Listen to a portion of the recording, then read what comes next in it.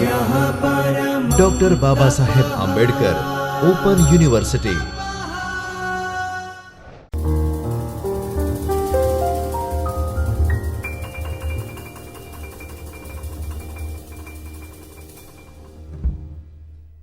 નમસ્કાર વિદ્યાર્થી મિત્રો, ડૉક્ટર બાબા સાહેબ આંબેડકર ઓપન યુનિવર્સિટીના ચૈતન્ય સ્ટુડિયોમાં હું ખુશ્બુ જાદવ, આસિસ્ટન્ટ પ્રોફેસર મેનેજમેન્ટ, આપનું હાર્દિક સ્વાગત કરું છું. વિદ્યાર્થી મિત્રો, આજે આપણે એમકોમ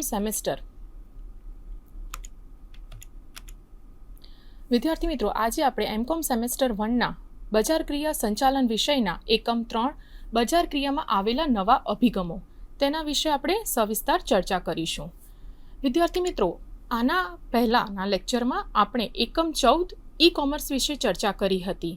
આજે આપણે એકમ 13ની ચર્ચા કરીશું. તો સૌપ્રથમ આપણે તેની રૂપરેખા જોઈ લઈએ. સેવા શું છે તેનો અર્થ અને વ્યાખ્યા, સેવાના લક્ષણો, સેવાઓની બજાર ક્રિયા મિક્સ, સેવાકીય પ્રવૃત્તિઓ માટે બજાર ક્રિયા વ્યૂહ, પેદાશ સહાયક સેવાઓની વ્યવસ્થા, પેદાશ એટલે કે વસ્તુ માર્કેટિંગ અને સેવા માર્કેટિંગનો તફાવત અને પારિભાષિક શબ્દો. વિદ્યાર્થી મિત્રો, સૌપ્રથમ પ્રશ્ન એ થાય કે સેવા શું છે અને સેવાનું મહત્ત્વ શું છે. આજે આપણે જોઈએ તો કોઈ પણ રાષ્ટ્રના અર્થકારણ પર સેવા વિભાગનું મહત્ત્વ દિવસે ને દિવસે વધતું જઈ રહ્યું છે. આધુનિક વૈશ્વિકરણના યુગમાં જોઈએ તો સર્વિસ સેન્ટર તરીકે સેવા ક્ષેત્રને ખૂબ જ પ્રાધાન્ય મળી રહ્યું છે. આપણે જો કલ્પના કરીએ કે સેવા વગર આપણું જીવન કેવું હશે તો તેની કલ્પના પણ કરવી મુશ્કેલ છે. માનવ જીવનના પ્રત્યેક ક્ષેત્રમાં વિવિધ પ્રકારની સેવાઓ આજે જરૂરી બની ગઈ છે. આ સેવાઓને આપણે સમગ્ર આર્થિક અને ઔદ્યોગિક પ્રવૃત્તિ પ્રમાણે જો વિભાજિત કરવા જઈએ તો તેનું 3 ભાગમાં વિભાજન થઈ શકે. સૌપ્રથમ પ્રાથમિક વિભાગ, બીજું છે બીજા પ્રકારની પ્રવૃત્તિ અને ત્રીજા પ્રકારની પ્રવૃત્તિ. તો વિદ્યાર્થી મિત્રો, આ જે આર્થિક અને ઔદ્યોગિક પ્રવૃત્તિનું 3 ભાગમાં વિભાજન થાય છે તેમાં શાનો સમાવેશ થાય છે તે આપણે જોઈએ. પ્રાથમિક વિભાગમાં ખેતી, મત્સ્ય, પશુપાલન અને વનીકરણ જેવી પ્રવૃત્તિઓનો સમાવેશ થાય છે. જ્યારે બીજા અને ત્રીજા પ્રકારની પ્રવૃત્તિની વાત કરીએ તો બીજા પ્રકારની પ્રવૃત્તિઓમાં ઉત્પાદકીય તેમજ બાંધકામને લગતી પ્રવૃત્તિનો સમાવેશ થાય છે.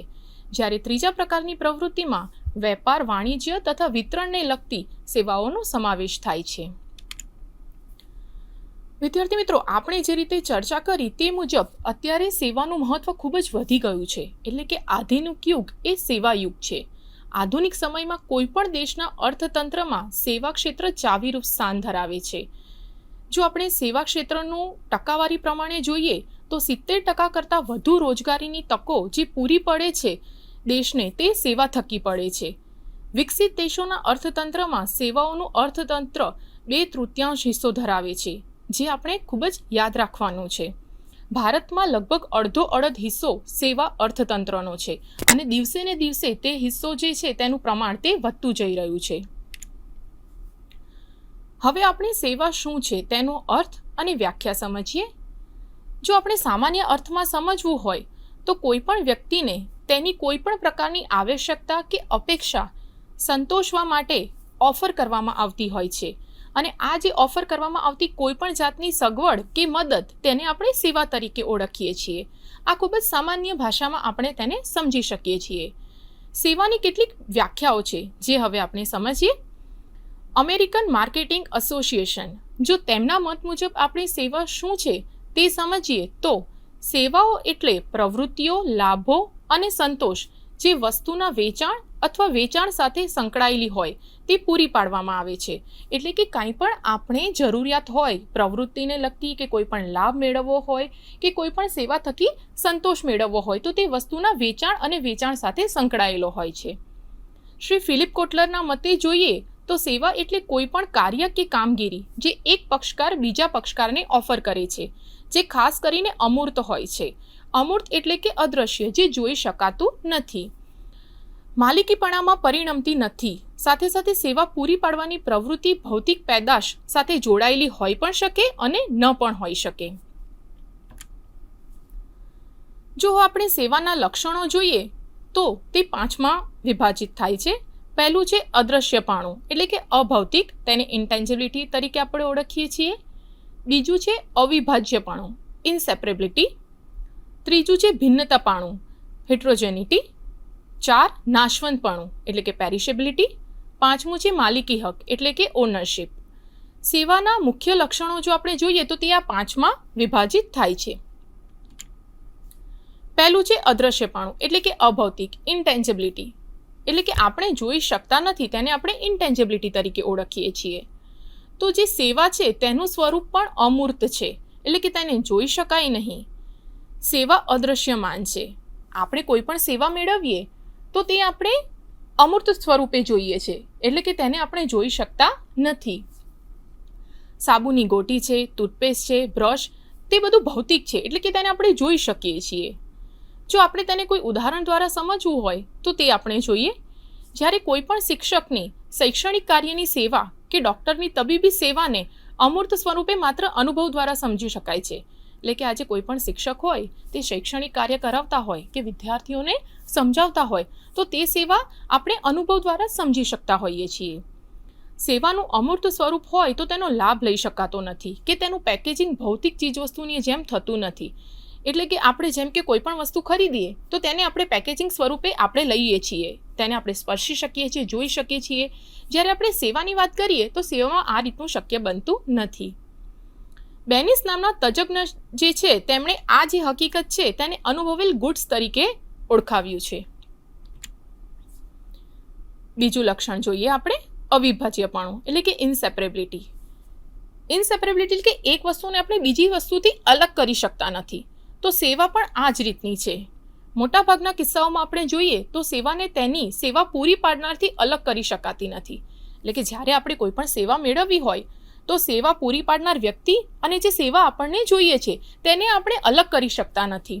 ઉદાહરણ તરીકે જો સમજવું હોય તો ડૉક્ટરની સેવા લેવી હોય તો તેવી તબીબી સેવા સાથે ડૉક્ટરનું ગઠબંધન છે.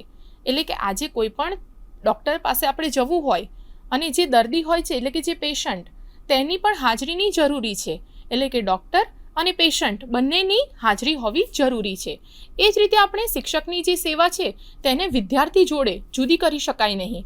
એટલે કે શિક્ષક જે સેવા આપે છે વિદ્યાર્થીને વિદ્યા આપવાની, સમજાવવાની, તો તેને આપણે તે સેવાથી અલગ કરી શકતા નથી.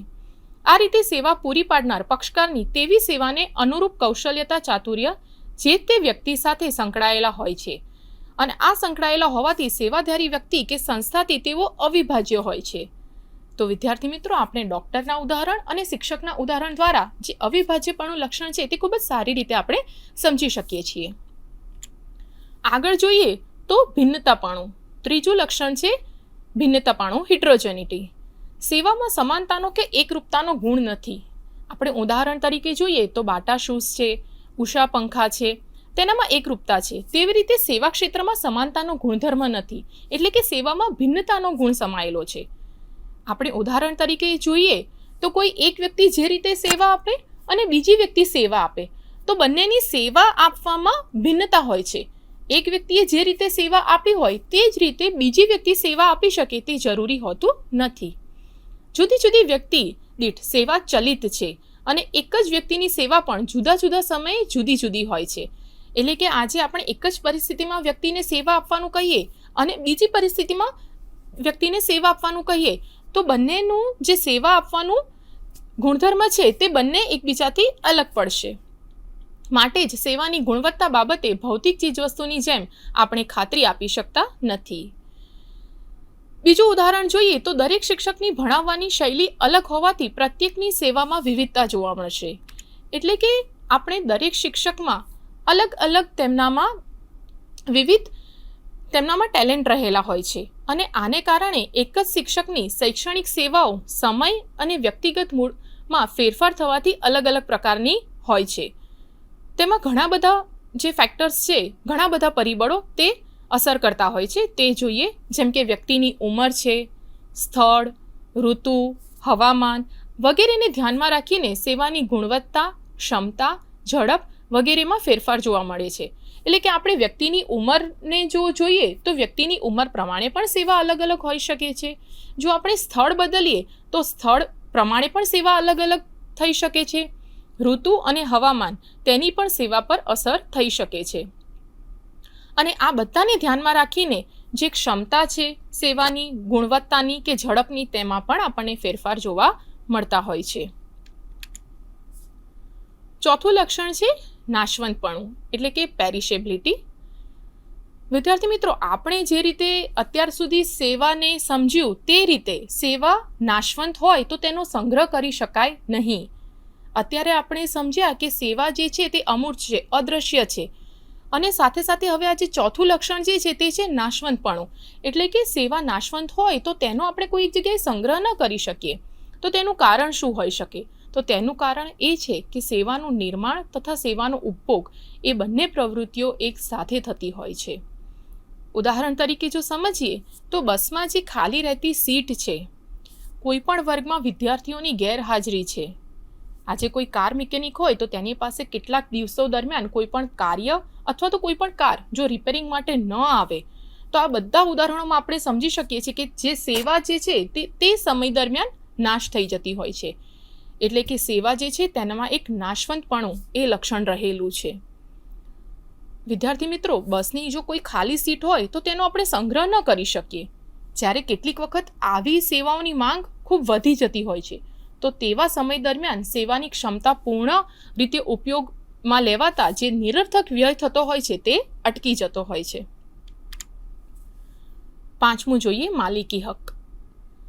ભૌતિક પેદાશ જેવી કે પેન્સિલ, પુસ્તક જ્યારે ગ્રાહક ખરીદતો હોય છે ત્યારે ગ્રાહક વિનિમયના સોદા દ્વારા તેનો માલિક બની જાય છે, પરંતુ સેવાની બાબતમાં તેવું નથી.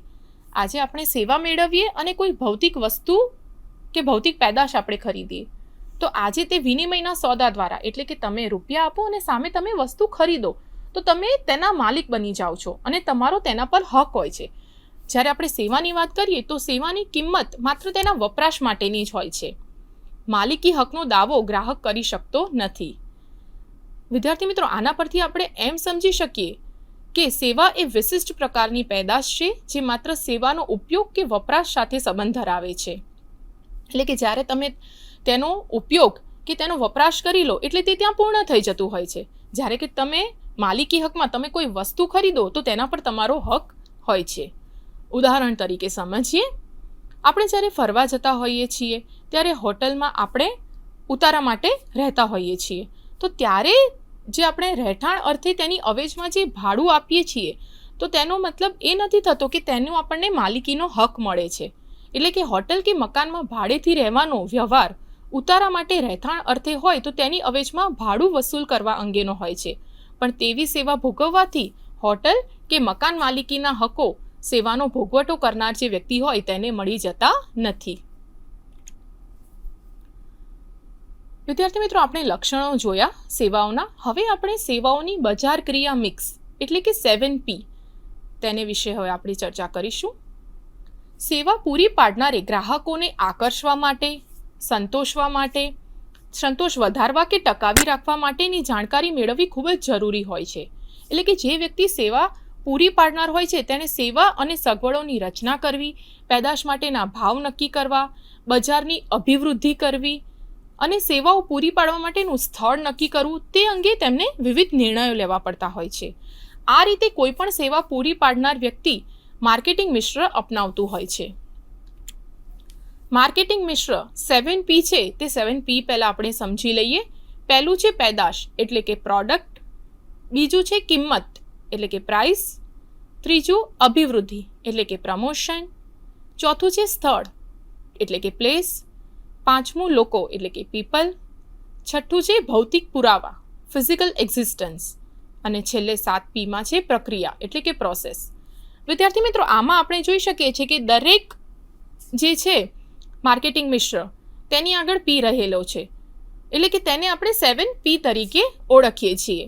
Product, price, promotion, place, people, physical existence અને પ્રોસેસ. તેમાં સૌ પ્રથમ છે પેદાશ એટલે કે પ્રોડક્ટ, તેના વિશે ચર્ચા કરીશું. સેવા એ અમૂર્ત પેદાશ છે, તેમાં સેવાને પેદાશ તરીકે ઓળખવામાં આવે છે. વિદ્યાર્થી મિત્રો, આગળ આપણે જે રીતે ચર્ચા કરી એટલે કે સેવા અમૂર્ત છે, તે અદૃશ્ય છે, તેને જોઈ શકાતી નથી, ફક્ત અનુભવ દ્વારા તેને આપણે સમજી શકીએ છીએ. સેવા પૂરી પાડનારાઓ વિવિધ સેવાઓ, સ્કીમ કે યોજનાઓ જેવી કે સેલફોન અને વીમાની સેવાઓ સગવડો, સ્થિરતા વગેરે સેવાઓ પૂરી પાડે છે. તેઓ બ્રાન્ડિંગ ગેરંટી અને વેચાણ પછીની પણ સેવાઓ પૂરી પાડે છે, એટલે કે આફ્ટર સેલ્સ સર્વિસ. મૂર્ત પેદાશની જેમ લેબલનો ઉપયોગ સેવાઓ બાબતમાં થઈ શકતો નથી. તે જ રીતે પેકિંગનો પણ પ્રત્યક્ષ રીતે ઉપયોગ થઈ શકતો નથી. સેવાઓની પેદાશ બાબતમાં નિયમિતતા, ભરોસાપાત્રતા, સુસંગતતા, સાતત્ય, ખાતરી, સગવડ, મદદરૂપ ભૌતિક સગવડની હાજરી વગેરે મહત્વના ગુણો છે. એટલે કે વિદ્યાર્થી મિત્રો, આ જે પેદાશ પ્રોડક્ટ છે, જ્યારે પણ આપણે તે ખરીદીએ તો ત્યારે આપણે તે પેદાશ છે તેની નિયમિતતા કેવી છે, તેના પર ભરોસો આપણે કરી શકીએ છીએ કે નથી કરી શકતા, તે ખરેખર આપણી જરૂરિયાતની છે કે નથી, તેની આપણે અચૂક ખાતરી કરતા હોઈએ છીએ. અને તે ખરીદ્યા પછી તે ખરેખર આપણી સગવડતા વધારશે કે નહીં તે પણ આપણે જોતા હોઈએ છીએ. અને ખાસ કરીને ભૌતિક સગવડની હાજરી તે પેદાશમાં ખૂબ જ મહત્વનો ગુણ છે. જ્યારે સેવા પૂરી પાડનાર વ્યક્તિ હોય ત્યારે તેણે સેવા પૂરી પાડતી વખતે અમુક બાબતની ધ્યાન રાખવી ખૂબ જ જરૂરી હોય છે. તો તે બાબતોની ચર્ચા કરીએ. સૌપ્રથમ, સેવા દ્વારા ગ્રાહકોને મળતા લાભોની બાબતમાં સેવા પૂરી પાડનાર સ્પષ્ટ હોવો જોઈએ. એટલે કે જે વ્યક્તિ સેવા પૂરી પાડી રહ્યો છે તે સેવા કેવી રીતે પૂરી પાડશે અને તેના વિશેની જાણકારી તેને પૂરેપૂરી હોવી જોઈએ. બીજું છે, ગ્રાહક સેવા દ્વારા કયા લાભો મેળવવા ઈચ્છે છે તે બાબતમાં સ્પષ્ટ હોવો જોઈએ. એટલે કે ગ્રાહક જ્યારે સેવા ખરીદવાનો હોય ત્યારે તેને તે સેવા દ્વારા તે કયા કયા લાભો મેળવવા ઈચ્છે છે તે જે સેવા પૂરી પાડનાર વ્યક્તિ છે તેને તેની જાણકારી હોવી જોઈએ અને તે બાબતમાં તે ખૂબ જ સ્પષ્ટ હોવો જરૂરી છે. ત્રીજું જોઈએ તો સેવા પૂરી પાડનારે કઈ રીતે કે કેવી રીતે સેવા પૂરી પાડવી તે નક્કી કરવું જોઈએ. આજે કોઈ પણ ગ્રાહકને સેવા જોઈએ છે પણ તેને કઈ રીતે જોઈએ છે અને કેવી રીતે તે પૂરી પડશે તેની જાણકારી ખૂબ જ આપવી જરૂરી છે. 7Pમાં આપણે બીજું જોઈએ, કિંમત એટલે કે પ્રાઇસ. તમામ પ્રકારની પેદાશો માટે કિંમતનો ઉપયોગ કરવામાં આવે છે, પરંતુ સેવાઓની બાબતમાં વિવિધ સેવાઓ માટેની કિંમત માટે વિવિધ સંજ્ઞાઓનો ઉપયોગ કરવામાં આવે છે. વિદ્યાર્થી મિત્રો, જ્યારે આપણે કોઈ પણ પેદાશ એટલે કે પ્રોડક્ટ ખરીદીએ છીએ તો તે આપણે અવેજમાં ખરીદતા હોઈએ છીએ, આપણે સામે તેના પૈસા ચૂકવતા હોઈએ છીએ અને વસ્તુ આપણે ખરીદતા હોઈએ છીએ. જ્યારે આપણે સેવાઓનો લાભ લઈએ ત્યારે તેના માટે આપણે વિવિધ સંજ્ઞાનો ઉપયોગ કરીએ છીએ. તો તેનું ઉદાહરણ તરીકે જો સમજવું હોય તો જ્યારે આપણે વીમો લેતા હોઈએ છીએ ત્યારે વીમાની સેવા માટે આપણે પ્રીમિયમ શબ્દ વાપરીએ છીએ, મિલકતના ઉપયોગ માટે આપણે ભાડું શબ્દ વાપરીએ છીએ અને નાણાંના ઉપયોગ માટે આપણે વ્યાજ શબ્દ વાપરીએ છીએ. સેવાઓના નાશવંતપણાના ગુણને કારણે સેવાની કિંમત નક્કી કરવાનું મુશ્કેલ બનતું હોય છે. એનું કારણ એ છે કે જ્યારે સેવા તેના નાશવંતપણાના ગુણને કારણે ત્યારે એની જે કિંમત છે તે નક્કી કરવાનું, તે નિર્ધારણ કરવું ખૂબ જ મુશ્કેલ બની જતું હોય છે, કારણ કે તે અમુક સમય સુધી જ હોય છે. સેવાની માંગમાં થતા ફેરફારને કારણે તેની કિંમતમાં પણ ફેરફારો થતા હોય છે. અમુક સમય એવો હોય છે જ્યારે તે સેવાની માંગ ખૂબ જ વધારે હોય છે અને અમુક સમયમાં સેવાની માંગ ઘટી જતાં તેની કિંમતમાં ફેરફાર આવતા હોય છે. ઉદાહરણ તરીકે જો સમજીએ તો હોટલની સેવાઓમાં ઉનાળો કે દિવાળી વેકેશનમાં જો આપણે જઈએ તો ભાવ ખૂબ જ ઊંચા હોય છે. જ્યારે આપણે ઓફ સિઝનની વાત કરીએ તો ભાવ ત્યારે નીચા હોય છે. અપ્રમાણિક સેવાઓ જેવી કે વકીલ, ડૉક્ટર, સંચાલન સલાહકાર વગેરેની સેવાઓમાં ઘણીવાર ખરીદનાર અને વેચનાર વચ્ચેની વાટાઘાટો દ્વારા કિંમત નક્કી થતી હોય છે. એટલે કે તે જેમને સેવા મેળવવી છે અને જે સેવા પામનાર વ્યક્તિ છે તેઓ મળતા હોય છે અને વાટાઘાટો દ્વારા તેઓ કિંમત નક્કી કરતા હોય છે. અમુક સેવાઓની કિંમત નક્કી કરતા પહેલાં સરકાર કે વેપારી મંડળોના નિયંત્રણને ધ્યાનમાં લેવા પડતા હોય છે. વિદ્યાર્થી મિત્રો, આ પણ જાણવું ખૂબ જ અગત્યનું છે. અમુક સેવા એવી હોય છે કે જ્યારે તેની કિંમત નક્કી કરવી હોય તો સરકાર કે જે વેપારી મંડળોના નિયંત્રણ છે તે આપણે ધ્યાને લેવા પડતા હોય છે. જેમ કે અમુક વખત બેંક ચાર્જીસ લાગુ પડતો હોય છે, અમુક વખત વીજળીના દર લાગુ પડતા હોય છે, રેલવે કે વિમાનનું ભાડું, તેને પણ આપણે ધ્યાનમાં લેવા જોઈએ. જ્યારે અમુક સેવાની કિંમત નક્કી કરવાનું સરળ હોય છે તેમજ એકમ દીઠ પણ કિંમત નક્કી કરી શકાતી હોય છે. અત્યારે આપણે જે રીતે ચર્ચા કરી તે મુજબ વિવિધ સેવાઓની માંગમાં ફેરફાર થતો હોય તો તેની કિંમતમાં પણ ફેરફાર થઈ જાય છે. પણ અમુક વખત એવું બને છે કે અમુક સેવા એવી હોય છે કે જેની કિંમત નક્કી કરવી ખૂબ જ સરળ હોય છે અને તેને કારણે એકમ દીઠ પણ આપણે તે સેવાની કિંમત નક્કી કરી શકતા હોઈએ છીએ. ત્રીજું છે અભિવૃદ્ધિ એટલે કે પ્રમોશન. પેદાશની ખરીદી કરતાં સેવાની ખરીદીમાં જોખમનું પ્રમાણ વધુ છે. આથી માર્કેટિંગ મેનેજર જે છે તેમણે અભિવૃદ્ધિ ઘડતા સમયે ગ્રાહકોને જે મુશ્કેલીઓ પડતી હોય છે તે મુશ્કેલીઓ દૂર થાય તેવી નીતિ તેમને ઘડવી જોઈએ અને અપનાવવી જોઈએ. સેવાઓની અભિવૃદ્ધિ માટે નીચે મુજબની બાબતો આપણે ધ્યાનમાં લેવી જોઈએ, જેમ કે સેવા માટે સંદેશા સરળ અને સ્પષ્ટ હોવા જોઈએ. સેવાઓ દ્વારા મળતા લાભો પર ભાર મૂકવો જોઈએ, એટલે કે જે પણ લાભો મળતા હોય તે ગ્રાહકોને સમજાવવા જોઈએ, તેમના સુધી તે પહોંચવા જોઈએ. સેવાઓ પૂરી પાડવામાં આવે તેની ખાતરી આપો તો તેમાં અતિશયોક્તિ કરવી ન જોઈએ. પેઢીએ માહિતી સંચાર નેટવર્કની પદ્ધતિની રચના કરવી જોઈએ કે જેથી સેવામાં ગ્રાહકના પ્રવેશને સરળતા રહે. ગ્રાહકોને સારી સેવા જો પૂરી પાડવી હોય તો તે મોટા ભાગના ક્ષેત્રોએ તેમની વેબસાઇટ પર રાખેલી હોય છે, જેથી ગ્રાહકને ખૂબ જ સરળતા રહે છે. બેન્કિંગ, સોફ્ટવેર, વીમો, સેલફોન વગેરે જે ક્ષેત્રો છે તેમાં ઓનલાઈન સેવા આજકાલ આપણે જોઈએ છે કે તે ઓનલાઈન દ્વારા જ પૂરી પડતી હોય છે. સેવાઓની અભિવૃદ્ધિ અને વિતરણ માટે ઇન્ટરનેટનો જે ઉપયોગ છે તે વ્યાપક પ્રમાણમાં થઈ રહ્યો છે, જે આપણે સૌ જાણીએ છીએ. ચોથું જોઈએ સ્થળ એટલે કે પ્લેસ. સેવાઓનો સંગ્રહ થઈ શકતો નથી. જે આપણે અત્યારે ચર્ચા કરી તે મુજબ સેવાઓને આપણે કોઈ એક જગ્યાએ તેને સંગ્રહ નથી કરી શકતા. સેવાઓનું ઉત્પાદન અને વપરાશ એક સાથે થતા હોય છે. આથી ગ્રાહક અને સેવા પૂરી પાડનાર વ્યક્તિ વચ્ચે પ્રત્યક્ષ સંપર્ક જરૂરી છે, જેથી સેવાનું પ્રત્યક્ષ વિતરણ થઈ શકે. સેવા પૂરી પાડતી ઘણી કંપનીઓ છે તેમણે સેવાના ઉત્પાદન અને વિતરણ એક સાથે થતા હોવાથી નવા સ્થળોએ નવી સગવડો પૂરી પાડવા માંડી છે. આજે ઘણી કંપનીઓએ જોયું છે કે સેવા જ્યાં મળે છે અને જે વિતરણ જે છે તે એક જ સ્થળે શક્ય બનતું હોય તો તે લોકોએ નવા સ્થળોએ નવી સગવડ પૂરી પાડવાનું શરૂ કર્યું છે. વિદ્યાર્થી મિત્રો, આગળ આપણે જે ઉદાહરણ જોયા ડૉક્ટરના, શિક્ષકના, તો ડૉક્ટર, શિક્ષકો, સલાહકારો વગેરેની સેવા જે છે તે અવિભિન્નતાના કારણે વિતરણમાં અવરોધ પેદા થતો હોય છે. તેઓ સ્થાનિક વિસ્તારમાં મર્યાદિત વ્યક્તિઓને સેવા પૂરી પાડી શકતા હોય છે. તેનું કારણ એ છે કે કોઈ પણ સ્થળે તે સેવા મળી રહી છે તો વ્યક્તિઓને ત્યાં સુધી જવાનું હોય છે. બીજી મુશ્કેલી એ થાય છે કે હોસ્પિટલ, યુનિવર્સિટી, રેસ્ટોરન્ટ વગેરે સેવાઓના નિશ્ચિત સ્થાનને કારણે ગ્રાહકોએ સેવાના સ્થળે જાતે જવું પડતું હોય છે. જેમ કે આજે કોઈ સ્થળ છે કે જ્યાં ત્યાં સેવા મળી રહી હોય તો જે ગ્રાહક છે તેને ત્યાં જાતે જવું પડે છે તે સેવા મેળવવા માટે. સેવા ઉદ્યોગમાં ભૌતિક વિતરણ અને વિતરણ માર્ગનો નિર્ણય આ બંને અલગ પ્રકારના હોય છે. શાખાઓ, એજન્ટો, વેચાણ અધિકારીઓ વગેરે સેવા માર્કેટિંગ કંપનીઓના મધ્યસ્થીઓ તરીકે ઓળખાય છે. આવી કંપનીઓએ વિવિધ સ્થળોએ પૂરતા પ્રમાણમાં શાખાઓ કે કાર્યાલય સ્થાપીને સેવાઓ પૂરી પાડવી જોઈએ અને તે જે કર્મચારીઓ છે તેમને ભરતી, તાલીમ અને અભિપ્રેરણા પર તેમણે ભાર આપવો જોઈએ. આગળ જોઈએ તો પાંચમું છે લોકો એટલે કે પીપલ. 7Pમાં પાંચમું પીપલ. સેવાના માર્કેટિંગમાં લોકો મહત્વનું પરિબળ છે. તેઓ સેવા પૂરી પાડનાર અને ગ્રાહક તરીકેની ભૂમિકા ભજવે છે. સેવાઓમાં ગુણવત્તાનો આધાર સેવા પૂરી પાડનાર કે બજાવનાર તેમના પર રહેલો હોય છે.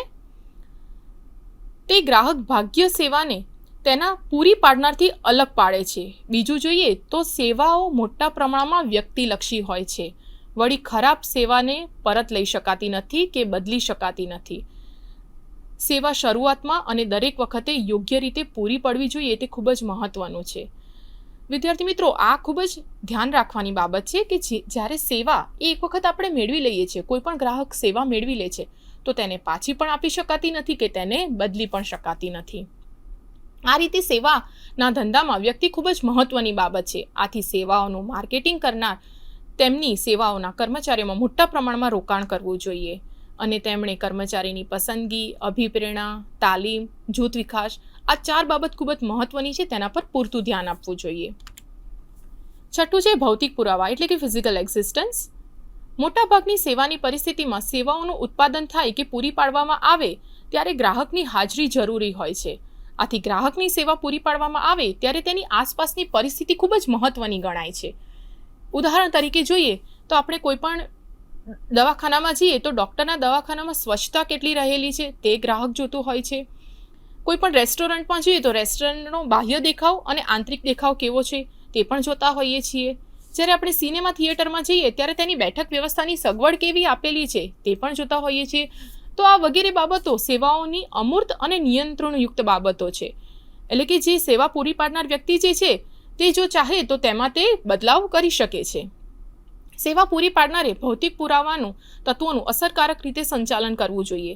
એટલે કે ગ્રાહકનો જે સંતોષ છે તે ખૂબ જ મહત્વનો હોય છે. છેલ્લે જોઈએ તો 7મું પ્રક્રિયા એટલે કે પ્રોસેસ. પ્રક્રિયા એટલે ગ્રાહક વાસ્તવમાં સેવા પ્રાપ્ત કરે છે તેની વ્યવસ્થા છે. ઉદાહરણ તરીકે જોઈએ તો ફાસ્ટ ફૂડ રેસ્ટોરન્ટમાં આપણે કાઉન્ટર પર જતા હોય છે, કાઉન્ટર પરથી આપણને કૂપન મળતી હોય છે અને કૂપનની સામે આપણે ખોરાક એટલે ફૂડ લેતા હોઈએ છીએ. અમુક વખત એવું હોય છે કે અન્ય કાઉન્ટર પર તેની પેકિંગ કરવાની વ્યવસ્થા પણ ગોઠવેલી હોય છે. સેવાની પૂરી પાડવાની બાબતની સફળતા ગ્રાહકના સંતોષ પર રહેલી હોય છે. સેવા પૂરી પાડવા માટે 3 પ્રકારની ડિલિવરી વ્યવસ્થાનો ઉપયોગ કરી શકાય છે: રૈખિક કામગીરી, કાર્ય દુકાન અને કામગીરી અને વચ્ચે વચ્ચે જે અટકી જતી કામગીરી છે તે.